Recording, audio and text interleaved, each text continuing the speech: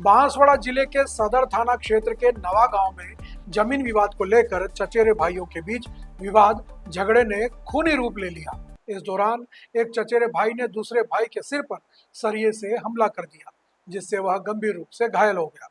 घायल को तुरंत एम्बुलेंस की मदद से उपचार के लिए एमजी अस्पताल लाया गया। परिजनों ने बताया कि घायल छतर सिंह पुत्र गुलाब सिंह निवासी नवा गांव का प्राथमिक उपचार करने के बाद उन्हें अस्पताल के वार्ड में भर्ती कर लिया गया है।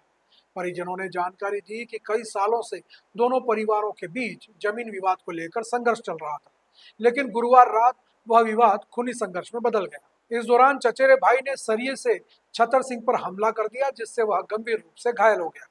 फिलहाल घायल का उपचार अस्पताल में चल रहा है। वहीं पुलिस ने प्रकरण दर्ज करके मामले की जांच शुरू कर दी है।